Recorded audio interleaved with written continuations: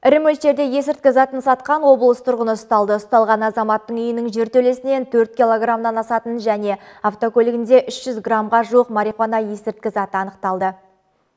Облыста жыл басынан бері 45 есірткі қылмысы анықталған. Оның ішінде есірткі, психотроптық заттар мен сол тектестермен өткізу мақсатынсыз заңсыз жұмыс істеудің 33 дерегі, есірткіні аса ірі мөлшерде сатудың 1 дерегі, есірткіні өткізу мақсатында заңсыз дайындау, қайта өңдеу, иемдену, сақтау, тасымалдаудың 10 дерегі және есірткіні насихаттау немесе заңсыз жарнамалаудың 1 дерегі анықталып отыр. Заңсыз айналымнан 20 килограммға жуық есірткі тәркіленген.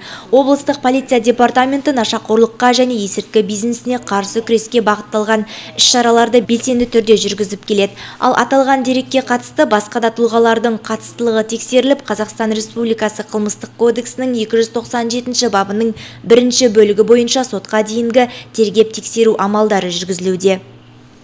Қызылорда облысы бойынша есірткі қылмыстарын алдын алу, анықтау және ашу бағытында полиция департаментімен жыл басынан кешенді іс-шаралар жүргізіп келеді. Осылайша жыл басынан атқарылған жұмыстардың нәтижесінде есірткі қылмыстарына қатысты 45 дерек анықталған, нәтижесінде 20 келіге жуық есірткі заты тәркіленді. Атап айтқанда 34 дерек есірткі затын сақтау, 11 дерек есірткі затын өткізу және 1 дерек есірткі затын жарнамалау. Аталған деректер бойынша күдікті тұлғалар Қазақстанда әрекеттеріне сәйкес тиісті жазаларын алуда.